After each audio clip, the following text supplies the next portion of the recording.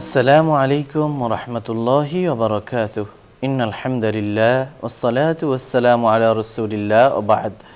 সম্মানিত দর্শক শ্রোতা, কাছে দূরে, দেশে কিংবা প্রবাসে, যে যেখানে বসে টিভির পর্দায় অথবা ইউটিউব চ্যানেলে আমাদের দেখছেন, সবাইকে জানাই আন্তরিক শুভেচ্ছা ও অভিনন্দন। প্রিয় দর্শক শ্রোতা, আশা করি মহান আল্লাহর রহমতে আপনারা সবাই ভালো আছেন। এই সুন্দর সকালে পবিত্র কালামুল্লাহ শরীফ এবং সুন্নতে নববীর আলোকে জীবন ঘনিষ্ঠ বিষয় নিয়ে আলোচনা করার জন্য মহান আল্লাহ আমাদের তৌফিক দান করেছেন। এই জন্য আল্লাহর কাছে অসংখ্য গণিত শুকরিয়া আদায় করি, আলহামদুলিল্লাহ। প্রিয় দর্শক শ্রোতা, প্রতিবারের মতোই আমরা দেশের একজন বিশিষ্ট ইসলামী চিন্তাবিদকে আমাদের স্টুডিওতে আমন্ত্রণ জানিয়েছি। আজ আমাদের সঙ্গে কথা বলবেন মুফতি ইব্রাহিম সুলতান, মুহাদ্দিস, মারকাজুল বুহুস আল ইসলামিয়া, আফতাবনগর, ঢাকা। আসসালামু আলাইকুম ওয়া রাহমাতুল্লাহি ওয়া বারাকাতুহু। ওয়া আলাইকুম আসসালাম ওয়া রাহমাতুল্লাহি ওয়া বারাকাতুহু। মুহতারাম, কেমন আছেন? আলহামদুলিল্লাহ, আপনি ভালো আছেন? আলহামদুলিল্লাহ। প্রিয় দর্শক শ্রোতা, আজ আমরা যে বিষয়ে কথা বলবো সেটি হলো আগামী প্রজন্মের ভবিষ্যৎ বিনির্মাণ। প্রত্যেক মানুষ জন্মগ্রহণ করার পরেই মা বাবা ওই সন্তানকে নিয়ে স্বপ্ন দেখতে থাকে। মা বাবার সেই স্বপ্ন একে একে চলে আসে সন্তানের জীবনে, এবং সন্তান যখন একটু করে বড় হয় নিজেই স্বপ্ন দেখতে শুরু করে এবং তার স্বপ্ন ধীরে ধীরে ডালাপালা বুনতে থাকে এবং বিস্তৃত হতে থাকে। মানুষের সমুদয় স্বপ্নের অন্যতম হলো তার জীবনকে বিনির্মাণ করা এবং বিয়ে শাদী, পরিবার গঠন, ভবিষ্যৎ, সন্তানের ভবিষ্যৎ, নিজের ভবিষ্যৎ গড়া। সন্তানের ভবিষ্যতের কথা যখন আসে তখনই আমাদেরকে ভাবতে হয় যে আজকে পৃথিবীর যে চালিকা, পৃথিবীতে যে আমাদের পরিভ্রমণ, বিচরণ, বিভিন্ন পেশা গ্রহণ, এসবের মধ্যে কিন্তু আমাদের সে স্বপ্ন আছে কিভাবে আমার ভবিষ্যৎ সুন্দর হবে, আমার আগামী প্রজন্মের ভবিষ্যৎ সুন্দর হবে। এই তাগিদেই কিন্তু মানুষ হন্যে হন্যে পৃথিবীর এক প্রান্ত থেকে অন্য প্রান্তে ঘুরে বেড়াতে থাকে। একজন মুসলমান হিসাবে, মুমিন হিসাবে আমার আপনার সন্তানের ভবিষ্যৎ কেমন হবে, আমাদের আগামী প্রজন্ম, পরবর্তী প্রজন্মের ভবিষ্যৎ কেমন হওয়া দরকার, একজন মুসলিম হিসাবে সেই ভাবনা কি আমরা কখনো করেছি? সেটা আমাদের করা উচিত। যেভাবে আমরা চিন্তা করি যে আমাদের সন্তানের, প্রজন্মের বৈষয়িক উন্নতি প্রয়োজন, ভবিষ্যৎ বিনির্মাণ প্রয়োজন, ঠিক তেমনি ইসলামের দিক থেকেও এবং বিশ্বাসী মানুষ হিসাবে বিশ্বাসের দাবির আলোকে তাদের জন্য একটি সুন্দর আগামী গড়ে তোলা আমাদের দায়িত্ব। আর এই দিকটা চিন্তা করে আজ আমরা আমাদের আলোচনার শিরোনাম করেছি আগামী প্রজন্মের ভবিষ্যৎ বিনির্মাণ। আসুন আমরা আমাদের সম্মানিত অতিথির কাছ থেকে এ বিষয়ে আরও বিস্তারিতভাবে জেনে নিই। জাযাকাল্লাহু খাইরান। হামিদা ওয়া মুসাল্লিয়া ওয়া মুসাল্লিমা, আম্মা বাদ। অত্যন্ত গুরুত্বপূর্ণ একটি বিষয়, আজ আমরা এই বিষয়ে কথা বলবো। এই বিষয়টি আলোচনার পূর্বে আমরা জাগতিক একটা উদাহরণ বুঝে নিই, তাহলে আমাদের সামনের আলোচনাটা বুঝতে সহজ হবে। আমরা যখন কোনো গাছ রোপণ করি তখন সেই গাছটি যদি অবহেলায় থাকে, ওই গাছের যদি কোনো যত্ন না নেওয়া হয়, তাহলে ধীরে ধীরে গাছটি আর টিকে থাকে না, গাছটি নিঃশেষ হয়ে যায়। এর মূল কারণ হলো যে গাছের প্রতি অবহেলা, গাছের প্রতি যে যত্ন নেওয়ার কথা ছিল সেই যত্নটি আমরা নিতে পারিনি। ঠিক তেমনিভাবে আজ তো পৃথিবীর বড় বড় বিল্ডিং তৈরি হচ্ছে, গ্রামে ঘরবাড়ি তৈরি হচ্ছে। কেউ যদি একেবারে দুর্বল পাইলিংয়ের সাথে একটা বিল্ডিং উঠায়, তাহলে উপরের দিকে সে আর উঠাতে পারে না এবং সেটা টেকসই হয় না। জাগতিক এই বিষয়টা কিন্তু আমরা খুব ভালোভাবে বুঝি যে যে কোনো জিনিসের গোড়াটা মজবুত হতে হয়। যদি গোড়া মজবুত না হয় তাহলে সেটা কখনোই টিকে থাকা সম্ভব না। আল্লাহ রাব্বুল আলামিন আমাদেরকে কয়েকটা সময় দিয়েছেন। যেমন আমাদের একটা শিশুকাল আছে, কিছুটা যৌবনকাল আছে, কিছুটা শেষ বয়সের বয়স আছে। এই যে আমরা এবং আমাদের সন্তানদেরকে কিভাবে বিনির্মাণ করব দুনিয়া এবং আখেরাতে, এই বিষয়গুলোর প্রতি যদি কোনো বাবা মা এবং গার্জিয়ান যদি যত্নশীল না হয়, তাহলে কখনোই আগামীর ভবিষ্যৎ তার জন্য সুন্দর নয়। এর বড় কারণ হচ্ছে অবহেলা এবং পরিকল্পনাহীন একটা জীবন ব্যবস্থা। একজন মানুষ হিসাবে যদি আমরা বলি, তাহলে আমরা নিশ্চিতভাবে এটা বুঝতে পারবো যে আমাদের প্রতিটা জিনিসের একটা পরিকল্পনা থাকা দরকার। পরিকল্পনা ছাড়া কোনো জিনিসই সুন্দর হয় না। পরিকল্পনার বাইরে যে কাজই করা হয় কোনো না কোনো ত্রুটি থেকেই যায়। সুতরাং একজন মানুষের মাধ্যমে দুনিয়া এবং আখিরাত জয় হবে, একজন মানুষ তার দুনিয়া এবং আখিরাতকে সফল করবে কোনো পরিকল্পনাহীন, এটা কখনোই সম্ভব নয়। এজন্য আমরা আমাদের ইসলামের জায়গা থেকে যদি আমরা এটাকে বলার চেষ্টা করি, তাহলে আমরা বলবো যে আমাদের আগামী প্রজন্মের ভবিষ্যৎ বিনির্মাণে আমরা মৌলিকভাবে 3টি পদক্ষেপ গ্রহণ করতে পারি। এক হচ্ছে ধর্মীয় বিশ্বাসের জায়গা থেকে, দ্বিতীয় হলো শিক্ষা দীক্ষা, আরেকটি হচ্ছে নৈতিকতা। এই 3টি বিষয়কে যদি আমরা সামনে রাখি, তাহলে একজন বাবা হিসাবে সন্তানের অনেক সফলতা দেখতে পাবো, একজন মা হিসাবেও সফলতা দেখতে পাবো, ভাই হিসাবেও সফলতা দেখতে পাবো। এবং একজন শিক্ষক হিসাবে যদি আমরা বলি, যদি ছাত্রের প্রতি এক ধরনের পরিকল্পনা থাকে, তাহলেও তিনি সফলতার মুখ দেখেন। তো আমাদের এই 3টি পরিকল্পনা যদি আমরা মৌলিকভাবে গ্রহণ করতে পারি, তাহলে দুনিয়াতে যেমন আমাদের ভবিষ্যৎ সুন্দর হবে আমাদের আগামী প্রজন্মের, ঠিক তেমনিভাবে আখেরাতের জীবনও অনেক সুন্দর হবে। প্রথমত আমরা ধর্মীয় বিশ্বাসের জায়গাটা কেন বলবো? কারণ ধর্মীয় বিশ্বাসের জায়গাটা যদি কারো মাঝে মজবুতির সঙ্গে দিলে বসে না যায়, তখন তার নানা জায়গায় এবং প্রতিটি ক্ষেত্রেই সে হোঁচট খাওয়ার একটা সম্ভাবনা থাকে। ধর্মীয় বিশ্বাসের জায়গাটা এই জন্য তৈরি করতে হবে যাতে করে সে স্থিরতার সঙ্গে তার সব কাজগুলো করতে পারে। বিশেষভাবে এবং আমাদের ইসলাম ধর্ম যেহেতু একমাত্র মনোনীত ধর্ম, এবং এই ধর্মের প্রতিটি কথা এবং প্রতিটি কাজ এবং প্রতিটি পরিকল্পনা একেবারে সুসজ্জিত এবং সুপরিকল্পিত, একেবারে দলিল ভিত্তিক। এজন্য আমরা কোরআন এবং হাদিস এবং ইতিহাসের দিকে যদি লক্ষ্য করি, তাহলে দেখতে পাবো যে সাহাবায়ে কেরাম থেকে নিয়ে আজও পর্যন্ত আমাদের যারা পূর্বপুরুষরা ছিলেন, মুসলিম পূর্বপুরুষরা, তারা তাদের ছেলে সন্তান এবং তাদের পরিবারদেরকে এবং পরবর্তী প্রজন্মদেরকে তারা এমনভাবে গড়ে গেছেন যাদেরকে ইতিহাস সোনালী যুগ বলে। সেই সোনালী যুগের সন্তানদের ইতিহাস যদি আমরা ঘাঁটি, তাহলে আমাদের এই জায়গাটা স্পষ্ট হয়ে যাবে যে আমাদের কেন পরিকল্পনা নেওয়া দরকার। দেখুন, আমরা নানা জায়গায় পরিকল্পনা নিই।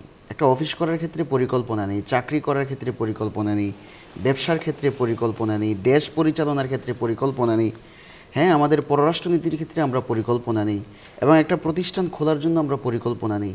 মানে আমরা নানা ক্ষেত্রে কিন্তু পরিকল্পনা নিয়ে আমরা আগাতে থাকি। এবং শুধু পরিকল্পনাই ক্ষান্ত নয়, আমরা বাৎসরিকভাবে সেটার হিসাব নেই যে আসলে আমাদের প্লাস মাইনাস কতটুকু হলো, সেই জায়গাটা আমরা খেয়াল রাখি। কিন্তু অত্যন্ত দুঃখের বিষয় হলো, আমাদের যখন একজন সন্তান জন্মগ্রহণ করে, সন্তান জন্মগ্রহণের আগ থেকে কিন্তু ইসলাম দিক নির্দেশনা দিয়ে দিছে যে একজন মায়ের কী করণীয় এবং একজন বাবার কী করণীয়, এবং পরবর্তীতে তিনি যখন জন্মগ্রহণ করবেন তখন তারপর থেকে তার জীবনটা কীভাবে চলবে সেই পরিকল্পনা কিন্তু ইসলাম দিয়ে দিয়েছেন। কিন্তু আমরা এতটাই অবহেলার মধ্যে আছি যে আমরা যে পরিকল্পনা নিব, এটা যে একটা পরিকল্পনার বিষয়, সেই চিন্তাটাই আমাদের মাথায় আসে না। এজন্য এই দিক থেকে আমরা আজকে বলবো যে এই বিষয়টি অত্যন্ত গুরুত্বপূর্ণ।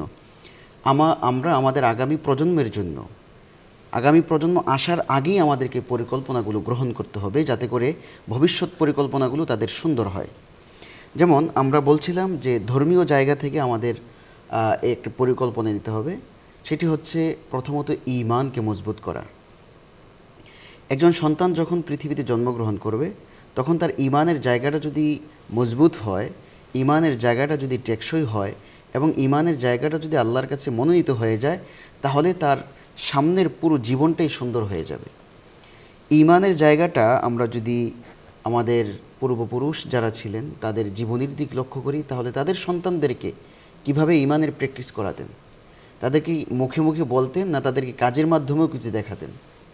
যেমন একটি ঘটনা যদি আমরা বলি, ফেরাউন তো ছিল সবচেয়ে বড় জালিম পৃথিবীতে। ওই ফেরাউনের একজন খাদেমা ছিল, মহিলা, তার মেয়ের খেদমত করত। তো একবার চুল আঁচড়াচ্ছিল, তো চুল আঁচড়ানোর পর চিরুনিটা পড়ে গেছে। তো ওই মহিলা বিসমিল্লাহ বলে সেটাকে উপরে উঠাইস।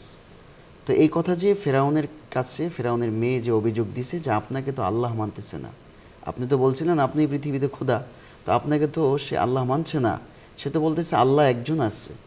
আবার সেই কথাও বলছে, আমি যখন জিজ্ঞেস করলাম আচ্ছা তুমি কি আমার বাবাকে খোদা মানো না, বলছে না আমি তোমার বাবাকে খোদা মানি না, বরং রব্বুকি ওয়া রব্বু ফিরাউন ওয়া রব্বুস সামাওয়াতি ওয়াল আরদ, তিনি হচ্ছেন আল্লাহ, শুনে আসমান জমি এবং তোমার বাবাকে যিনি সৃষ্টি করেছেন, তোমাকে যিনি সৃষ্টি করেছেন তিনি হচ্ছেন আমাদের রব। এই কথা শোনার পর ফেরাউন তাকে ডাকলো। ডাকার পর ফেরাউন কিন্তু ওই মুহূর্তে ওই যে মুসা আলী সাল্লাতামের সঙ্গে পরাজিত হয়ে সে যে 36,000 জাদুকর, কোনো বর্ণায় 62,000 জাদুকর নিয়ে আসছিল, তাদেরকে হত্যা করার পর কিন্তু আসছে ওয়াফির আউনাদিল আওতাদ, পেরেক দিয়ে দুই হাতে এবং দুই পায়ে 4টি পেরেক মেরে তারপর সে এখানে আসছে। তো ওই মুহূর্তে তার মাথা এমনিই একটু গরম ছিল। তো ওই মহিলাকে ডাকলো, যদি তুমি আমাকে রব না মানো তাহলে তোমাকে কিন্তু মেরে ফেলবো।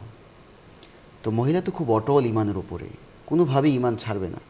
তো সে চিন্তা করলো, তার পাশে একজন হামান ছিল, বন্ধু হামান, তো বলল যে ঠিক আছে আপনি কাজ করেন, সে তো এইভাবে ইমান ছাড়বে না, তার সন্তান যারা আছে 6-7 জন সন্তান আছে, ওই সন্তানদেরকে নিয়ে আসেন, সন্তানদের মায়া ইমান ছেড়ে দিবে। তো সন্তানদেরকে ডাকলো। ডাকার পর যখন বলছে তোমার সন্তানদেরকে মেরে ফেলবো তেলের মধ্যে, গরম তেলের মধ্যে ডুবিয়ে, তো ওই মহিলা উত্তর দিল, আর শোনো, আমাকে তো মারতে পারবাই না, আমার যে সন্তানরা আছে তারাও ইমানের ওপর এমনভাবে দীক্ষিত হয়েছে, তোমরা যদি উত্তপ্ত আগুনের মধ্যেই ফেলে দাও তারপরও তারা ইমান ছাড়বে না। এই যে ইমানের বীজ, ইমানের গাছ যে তাদের ভিতরে রোপণ করে দিয়েছেন, এই গাছটা এত বড় হয়েছে যে গরম তেলের ভিতরেও ঢালার পরও তাদের ওই ধরনের কোনো অনুভূতি নেই যে আমরা ইমান ছাড়ব। এটাই হচ্ছে আমাদের জায়গা, যে আমরা বলবো যে সর্বপ্রথম ইমানকে মজবুত করে নেওয়া। ইমানকে মজবুত করলে বাকি যে স্টেপগুলো আছে, বাকি যে ধাপগুলো আছে, এই ধাপগুলো আমাদের জন্য অনেক সহজ হয়ে যাবে। কারণ ইমান যতক্ষণ পর্যন্ত মজবুত না হবে তখন তার ভিতরে কোনো ধরনের ভয় কাজ করবে না, আখিরাতের ভয় কাজ করবে না, আল্লাহর ভয় কাজ করবে না। ফলে যে কোনো কাজ সে করতে সম্ভব হবে এবং যে কোনো কাজের ক্ষেত্রে সে এগিয়ে যাবে, কিন্তু কোনো রকম পরোয়া করবে না। এজন্য আমরা বলবো প্রথমত একজন মায়ের জন্য, প্রথমত একজন বাবার জন্য, প্রথমত একজন শিক্ষকের জন্য উচিত হলো এবং গার্জিয়ানদের জন্য উচিত হলো তারা পরবর্তী প্রজন্ম, আগামী যে প্রজন্ম আসবে, ছেলে সন্তান মেয়ে সন্তান যারাই আসবে, প্রত্যেকের ক্ষেত্রে ইমানের গল্প শোনানো, ইমানের হিস্টোরি শোনানো এবং ইমান নিয়ে তাদেরকে নানাভাবে উৎসাহিত করা, যেমনটা আল্লাহ রাব্বুল আলামিন আমাদেরকে উৎসাহিত করেছেন। এই জায়গাটা যদি আমাদের তৈরি হয় তাহলে পরবর্তী ধাপগুলো আমাদের জন্য সহজ হয়ে যাবে। আরেকটি জায়গার কথা আমরা বলবো, তাদের মাঝে একটা অনুভূতি জাগ্রত করা। এই অনুভূতি যখন জাগ্রত হবে তখন তার মাঝে একটা নৈতিকতা তৈরি হবে। যেমন ওমর ইবনে আব্দুল আজিজ রহমতুল্লাহ আলাই, উনি বেশ আলিশানভাবে চলার চেষ্টা করতেন, অনেক দামি দামি পোশাক পরতেন। ঠিক যখন ওনার ভিতরে একটা অনুভূতি জাগ্রত হলো যে এই জগতের জন্য আমাদের কিছু করে যাওয়া দরকার, ঠিক তখনই কিন্তু তিনি অনাড়ম্বর জীবনযাপন শুরু করে দিলেন। তিনি একজন রাষ্ট্রপতি ছিলেন, খলিফা ছিলেন এবং খোলাফায়ে রাশিদিনদের মধ্যে অনেকে ওনাকে অন্তর্ভুক্ত করেন। এমনভাবে তিনি জীবনটাকে সুন্দর করে নিয়েছেন।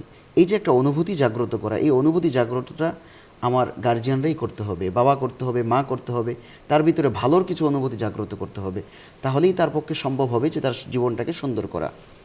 দ্বিতীয় স্টেপে আমরা যেটা করতে পারি সেটা হচ্ছে কোরআন হাদিস থেকে কিছু ঘটনা নিতে পারি, যে ঘটনার মাধ্যমে স্পষ্ট হয়ে যাবে কিভাবে আগামী প্রজন্মকে সুন্দর করা যায়।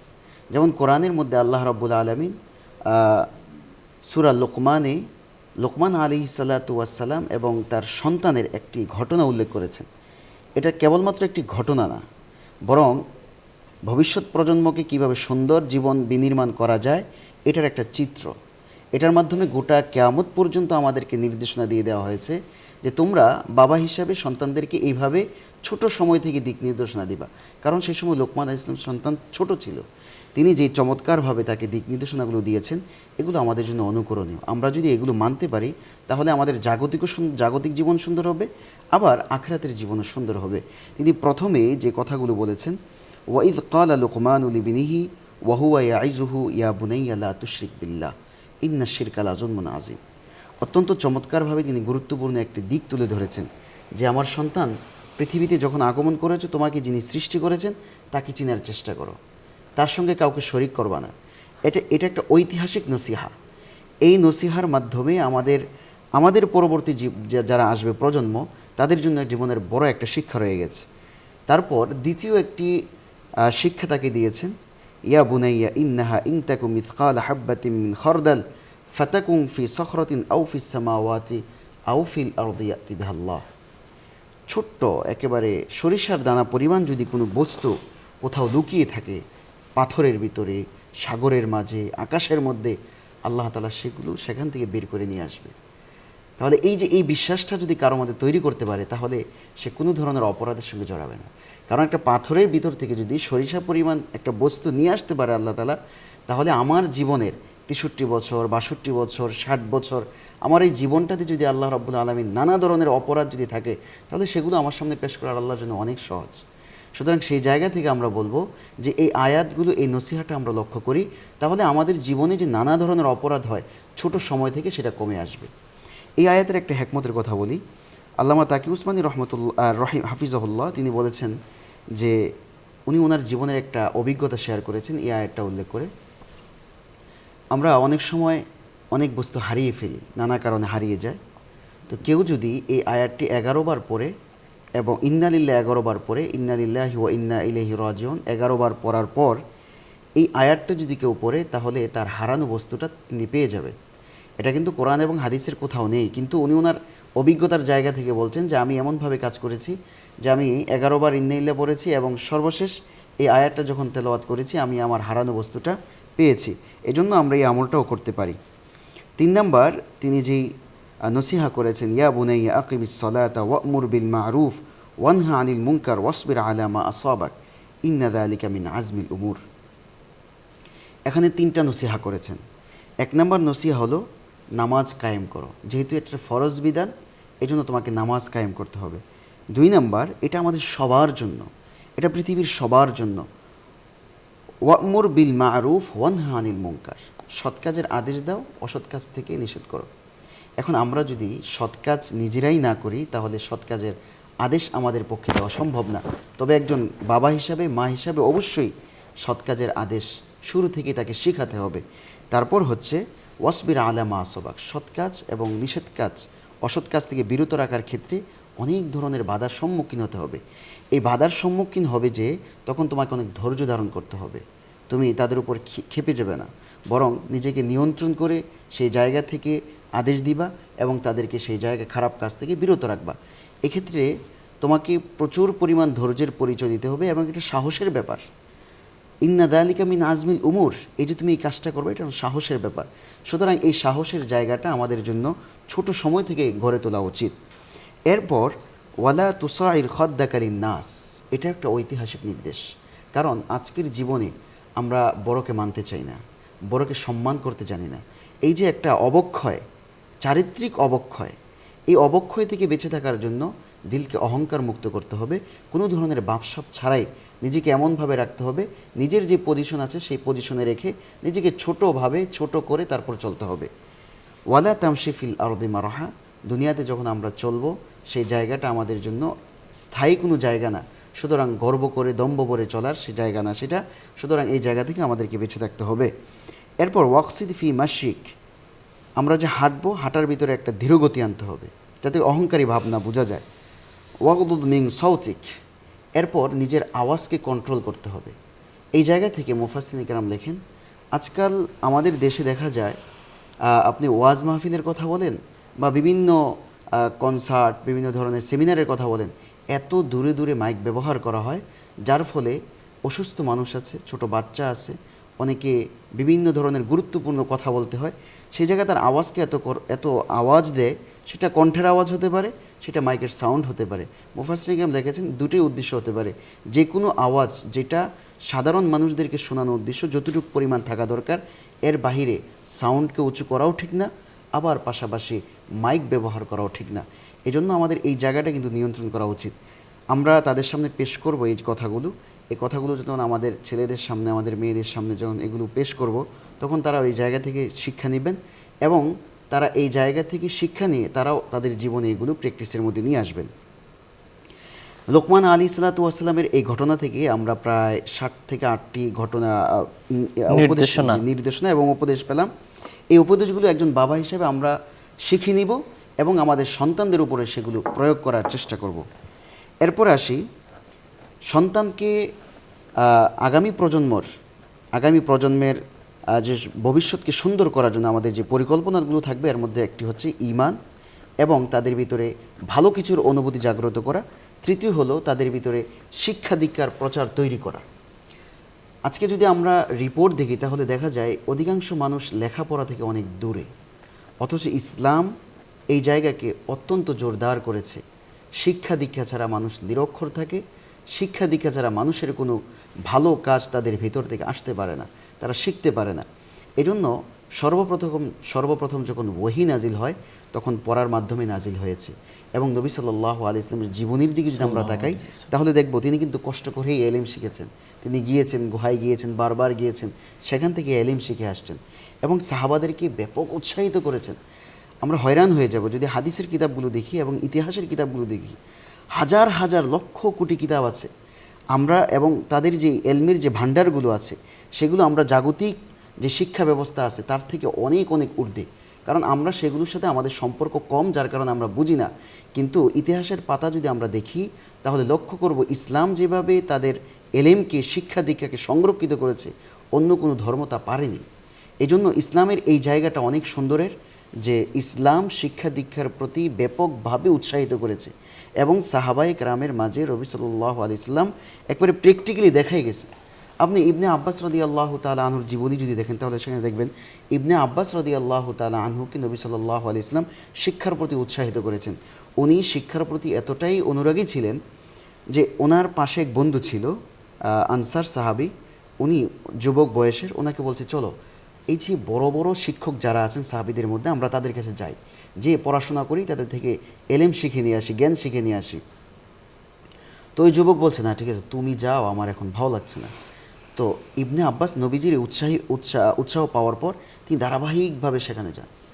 এক পর্যায়ে যখন তিনি বিশাল বড় শিক্ষা ব্যবস্থা চালু করেছেন এবং অনেক মানুষকে শিক্ষা দীক্ষা দিয়েছেন, তো হাজার হাজার ছাত্র ওনার সামনে বসতো। তো ওই যে সাথের যে বন্ধু এই দৃশ্য দেখার পর তিনি বলতেন কানা আফকাহা মিন্না, হাদাল ফাতা কানা আফকাহা মিন্না।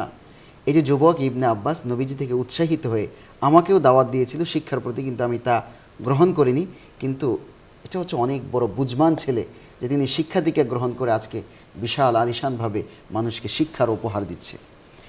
ওনার আরেকটি ঘটনা আছে, উনি একটা বিষয়কে বোঝার জন্য, যদি ওনার কাছে অস্পষ্টতা মনে হতো, তিনি একটা বিষয়কে বোঝার জন্য প্রায় 30-12 অধিক এটাকে বোঝার চেষ্টা করতেন, জানার চেষ্টা করতেন, তারপরেও ভালোভাবে সেটা বোঝার চেষ্টা করতেন। এই জায়গা থেকে আমরা বুঝতে পারি ইসলাম শিক্ষাকে কত গুরুত্ব দেয়। যদি শিক্ষা আসে তাহলে ইবনে আব্বাসের মতো জগৎ বিখ্যাত মুফাসসির আমরা পেয়ে যাব, জগৎ বিখ্যাত একজন শিক্ষাবিদ পেয়ে যাব। অর্থাৎ এখানে একটি বিষয়, জাগতিক শিক্ষাও আমাদের নিতে হবে, পাশাপাশি মুসলমান হিসাবে যে ধর্মীয় শিক্ষাটা সেটাও আমাদের থাকতে হবে এবং কিছু মানুষ এমন থাকতে হবে যারা ধর্মীয় শিক্ষার ক্ষেত্রে বিশেষজ্ঞ। জি জি অবশ্যই, কারণ আমাদের ইসলাম তো কোরআনের মধ্যে বহু ভাষাকে আল্লাহ তাআলা বলছেন নেয়ামত, তো বহু ভাষার মাধ্যমে শিক্ষা ব্যবস্থা চালু আছে, সব শিক্ষাকে আমরা গ্রহণ করব। কেন পৃথিবীতে কিন্তু বেসিক যে ইসলামিক নলেজ এটা প্রত্যেক মুসলমানের জন্য থাকতে হবে। এর হবে। বাইরে মুসলিমদের মধ্যে একটা শ্রেণী থাকতে হবে যারা নাকি ইসলাম সম্পর্কে পূর্ণাঙ্গ প্রতিনিধিত্বশীল, অবশ্যই তারা এই ধরনের একটি দল থাকতে হবে। এরপর আপনি বলছিলেন নৈতিকতার কথা। জি, নৈতিকতার ক্ষেত্রে আমাদের চারিত্রিক সৌন্দর্যগুলো ফুটে তুলতে হবে। এর মধ্যে একটি হচ্ছে আত্মিক নৈতিকতা। যদি আমাদের আত্মিক নৈতিকতা চলে আসে, অন্তর পরিশুদ্ধ হয়, তাহলে আমাদের জীবনটা অনেক সুন্দর হবে। এই নৈতিকতার মধ্যে একটি আছে আখলাক, মানুষের সঙ্গে সুন্দর আচরণ করা। মানুষের সঙ্গে যেন আমি সুন্দর আচরণ করব, তাদের সঙ্গে ভালো ভাষা দিব এবং তাদের সঙ্গে ভালো আচরণ দিব, তাহলে আমার সন্তানরাও পরবর্তী প্রজন্মের সঙ্গে যখন এই ধরনের আচরণ করবে তারাও সুন্দর আচরণ শিখবে। এক্ষেত্রে আমি বলবো যে আখলাকের ক্ষেত্রে বাবা মাকে সচেতন হতে হবে, আখলাকের ক্ষেত্রে শিক্ষকের সচেতনতা তৈরি করতে হবে, আখলাকের ক্ষেত্রে মা বাবাও সন্তানকে আদর করবেন, সোহাগ করবেন, কিন্তু অনৈতিক কর্মকাণ্ডে কিছুতেই সহায়তা করা যাবে না। এবং বাবা মারাও অনৈতিক কাজ থেকে বেঁচে থাকতে হবে, নিজেরাও বেঁচে থাকতে হবে। এরপরে হচ্ছে আপনার সততা, সত্যবাদিতা। এই জায়গাটা যদি আমাদের না থাকে তাহলে আমাদের জীবনের প্রতিটা ক্ষেত্রে ক্ষেত্রে বিপর্যয় ঘটবে। অর্থাৎ নিজেও সৎ হতে হবে এবং সৎ জীবন যাপনে অভ্যস্ত হতে হবে। এই জন্য আমাদের করণীয় হলো যারা সত্যবাদী আছেন, যারা সৎ লোক আছেন, তাদের সংস্পর্শ গ্রহণ করা। তাহলে আমাদের জীবনটা সুন্দর হবে, সততার মধ্যে আসবে। কারণ ভালোর সঙ্গে ভালো হয়, খারাপের সঙ্গে খারাপ হয়। এজন্য আমাদের সততার জন্য সত্যবাদীদের সঙ্গে থাকতে হবে, তাহলে আমাদের জীবন সুন্দর হবে। এক্ষেত্রে আরেকটা নোট আমরা করতে পারি, সেটা হলো জাগতিক বিষয় তো আমরা অবশ্যই সৎ মানুষের সঙ্গে চলবো, আর আমরা আমাদের জীবনটাকে আরও সুন্দর করার জন্য একজন আলিমী দ্বীন যিনি অত্যন্ত ভালো এবং পরহেজগার, মানে যদি আপনার ইসলাম সম্পর্কে পূর্ণাঙ্গ নলেজ না থাকে, জি, সেক্ষেত্রে আপনার জীবনটাকে কোনো একটা গাইডলাইনের অধীনে নিয়ে আসতে হবে। জি জি। এবং সেটা কোনো একজন আলেমের অধীনেও আপনার, যার উপর আপনি আস্থা রাখেন, তার উপদেশও আপনি নিতে পারেন। শুকরিয়া, আপনি আমাদের বলছিলেন আগামী প্রজন্মের ভবিষ্যৎ বিনির্মাণ। প্রিয় দর্শক শ্রোতা, আমরা মুগ্ধ হয়ে শুনছিলাম আমাদের আগামী প্রজন্মকে কিভাবে গড়ে তুলতে হবে। মুসলিম হিসাবে আমাদের সন্তানাদির ঈমান এবং অনুভূতিকে জাগ্রত করতে হবে। তাদেরকে যে শিক্ষাই আমরা শিক্ষিত করি না কেন, বেসিক ইসলামিক নলেজ তাদের থাকতে হবে। পাশাপাশি সমাজের মধ্যে একটি শ্রেণী থাকতে হবে যারা ইসলামের পূর্ণাঙ্গ প্রতিনিধি হতে পারেন। এর পাশাপাশি সন্তানদের, আমাদের আগামী প্রজন্মকে নৈতিকতার মানদণ্ডে উত্তীর্ণ করতে হবে। সেই লক্ষ্যে আমাদের শিক্ষা সিলেবাস এবং আমাদের প্রশিক্ষণ, আমাদের পাঠশালা সাজাতে হবে। আল্লাহ রাব্বুল আলামিন আমাদের সবাইকে এমন সৌভাগ্যবান সন্তান, এমন প্রজন্ম দান করুন। প্রিয় দর্শক শ্রোতা, আলোচনার এই পর্যায়ে আমরা সংক্ষিপ্ত মোনাজাতে অংশগ্রহণ করব। আপনারা চাইলে আমাদের সঙ্গে মোনাজাতে শামিল হতে পারেন। আলহামদুলিল্লাহি রাব্বিল আলামিন, والصلاة والسلام على أشرف الأنبياء والمرسلين وعلى آله وصحبه أجمعين. سبحان الله والحمد لله ولا إله إلا الله والله أكبر. ربنا هب لنا من أزواجنا وذرياتنا قرة أعين واجعلنا للمتقين إماما. رب اجعلني مقيم الصلاة ومن ذريتي ربنا وتقبل دعاء. ربنا اغفر لي ولوالدي وللمؤمنين يوم يقوم الحساب. اللهم إني أعوذ بك أن أشرك بما أعلم. اللهم إني أعوذ بك من جهد البلاء ودرك الشقاء وسوء القضاء وشماتة الأعداء يا رب العالمين. আজ আমরা যে বিষয়ে আলোচনা করেছি, আলোচনা শুনেছি, আগামী প্রজন্মের ভবিষ্যৎ বিনির্মাণ। আল্লাহ, আমাদের সন্তানাদি, আমাদের পরবর্তী প্রজন্ম, যাদেরকে আমরা এই পৃথিবীতে রেখে যাচ্ছি, যাদেরকে পৃথিবীতে রেখে যাব, আল্লাহ তাদেরকে ঈমানের উপর উঠিয়ে দিন। ইয়া আল্লাহ, আমাদের সবাইকে হেদায়েতের উপর উঠিয়ে দিন, হেদায়েতের উপর অবিচল রাখুন। শিক্ষায়, নৈতিকতার মানদণ্ডে, ঈমানি অনুভূতি চেতনায় জাগ্রত করে দিন। আল্লাহ আল্লাহ আমাদের অন্তঃকরণকে ঈমানের নূরে ভরপুর করে দিন। ঈমানের আলোকে আমাদের অন্তঃকরণকে প্রজ্বলিত করে দিন ইয়া রাব্বাল আলামিন। আল্লাহ আমাদের জীবনকে সুখ সমৃদ্ধিতে ভরপুর করে দিন। জীবনের পরতে পরতে, প্রতিটি ধাপে পদক্ষেপে উত্তরোত্তর উন্নতি দান করুন। আমাদেরকে সুস্থ, নিরাপদ, নেক হায়াত দান করুন ইয়া আল্লাহ ইয়া রাব্বাল আলামিন।